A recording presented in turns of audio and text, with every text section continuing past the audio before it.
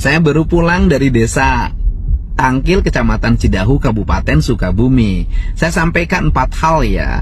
Yang pertama, peristiwa perusakan yang dilakukan oleh warga terhadap rumah Ibu Nina yang dihuni oleh Pak Yongki dan keluarga sebanyak 9 orang dan sudah berpenduduk sebagai warga desa Tangkil merupakan peristiwa pidana yang harus disikapi secara hukum.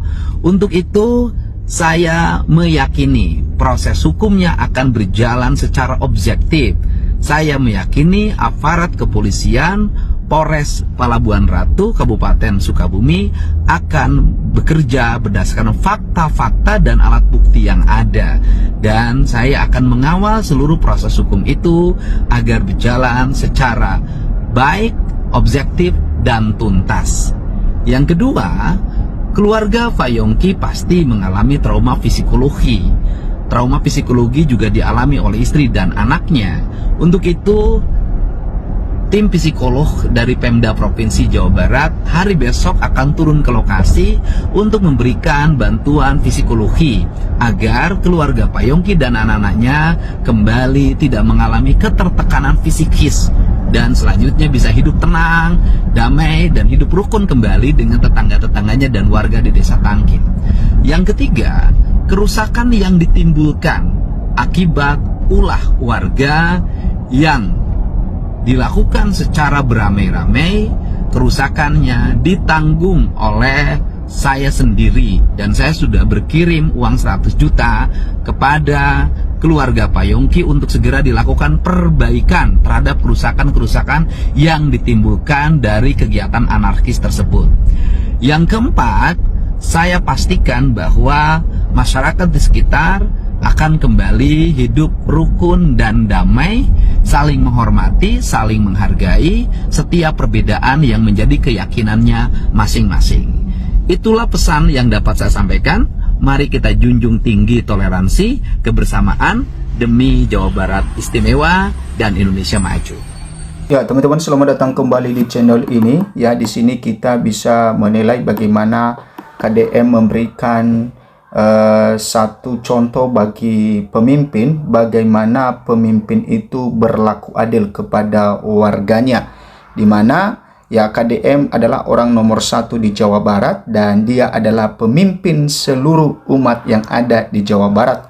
Walaupun berbeda-beda kepercayaan, tetapi dialah yang menjadi pemimpinnya.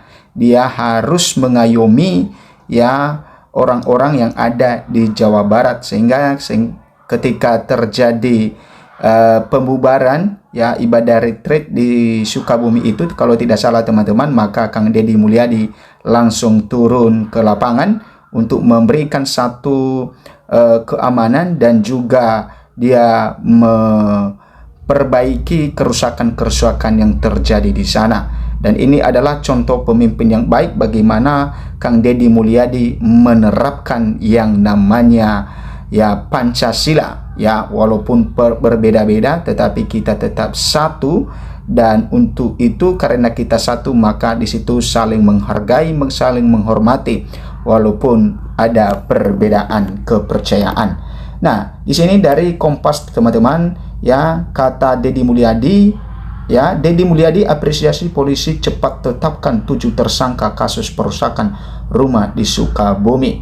Nah, ada 7 yang sudah menjadi tersangka, kata Deddy Mulyadi, dan dia mengapresiasi bagaimana polisi cepat di dalam menetapkan tersangka tersebut.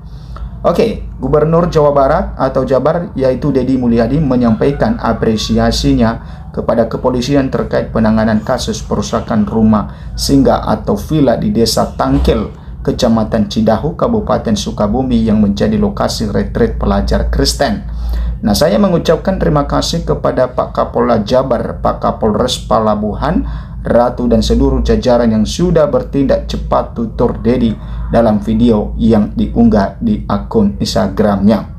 Kemudian teman-teman, apa yang disampaikan oleh Kang Deddy Mulyadi tadi malam berdasarkan informasi yang saya terima sudah ditetapkan 7 tersangka perusakan rumah Ibu Nina yang berada di Desa Tangkil, Kecamatan Cidahu, ya Kabupaten Sukabumi, ibunya. Nah, ternyata ini kejadiannya di Desa Tangkil teman-teman, Kecamatan Cidahu, Kabupaten Sukabumi. Ya, terjadi pembubaran paksa retreat. Ya, anak-anak Kristen yang ada di sana, mereka sedang retreat. Ya, mungkin bisa saja beberapa hari di situ. Nah, jadi ya tiba-tiba ada sekelompok yang membubarkan dan juga ya merusak ya rumah di situ, sehingga ya Kang Deddy Mulyadi langsung memberikan uang untuk bisa memperbaiki rumah yang sudah dirusak itu. Dedi lantas menyatakan proses hukum kasus ini akan berjalan. Kita kawal dan saya minta masyarakat untuk kembali hidup tenang, tentram, saling menghargai, serta saling menghormati, tambahnya. Nah, ini adalah harapan Kang Deddy Mulyadi kepada warga yang ada di sana dan secara luas kepada seluruh warga Jawa Barat untuk bisa ya saling menghargai dan saling menghormati. Nah, ketika warga sudah saling menghargai dan sudah saling menghormati, maka pasti warga tersebut akan hidup tenang dan juga tentram. Tercipta yang namanya kedamaian, ya tidak saling ya memerangi satu dengan yang lain. Ia juga mengajak masyarakat untuk bertoleransi dan menghormati kebebasan beragama. Nah, ini juga Deddy Mulyadi menekankan bahwa harus ada kebebasan beragama yang harus menghormati perbedaan itu. Mari kita jaga negara ini dengan spirit toleransi, menghormati kebebasan beragama dalam setiap kehidupan kita, ucapnya di akhir video. Nah, ini adalah salah satu contoh yang baik yang dilakukan oleh sebagai pemimpin, karena ketika ada terjadi sesuatu hal ketidakadilan di dalam masyarakat, maka yang berhak, yang punya wewenang untuk menyelesaikan itu hanyalah sebagai pemimpin.